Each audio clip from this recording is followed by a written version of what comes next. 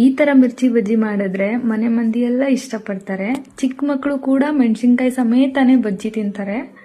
ತುಂಬಾ ಚೆನ್ನಾಗಿ ಗರ್ಗರಿಯಾಗಿ ಪರ್ಫೆಕ್ಟ್ ಆಗಿ ಬರುತ್ತೆ. ಮಿರ್ಚಿ ಬಜ್ಜಿ ಮಾಡಬೇಕು ಅನ್ಕೊಂಡ್ರೆ ಈ ತರ ಒಂದ್ಸಲ ಟ್ರೈ ಮಾಡಿ.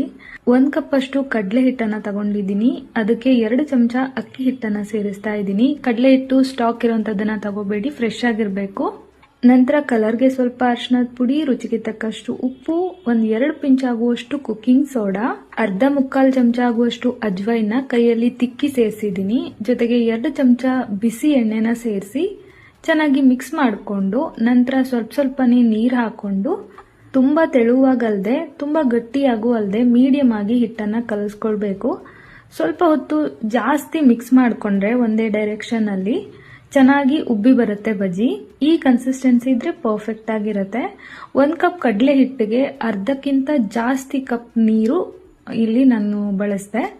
ಇದಾದ ನಂತರ ಖಾರ ಕಡಿಮೆ ಇರುವಂತ ಹಸಿಮೆಣಸಿನಕಾಯಿನ ಒಂದ್ ಸ್ವಲ್ಪ ಮುಂದ್ಗಡೆನೂ ಕಟ್ ಮಾಡಬೇಕು. ನಂತರ ಮಧ್ಯದಲ್ಲಿ ಸೀಳಿ ಅದ್ರೊಳಗಿರೋ ಎಲ್ಲಾ ಬೀಜನೂ ತೆಗೆದ್ಬಿಟ್ರೆ ಖಾರ ಕಂಪ್ಲೀಟ್ ಆಗಿ ಕಡಿಮೆ ಅನ್ಸುತ್ತೆ.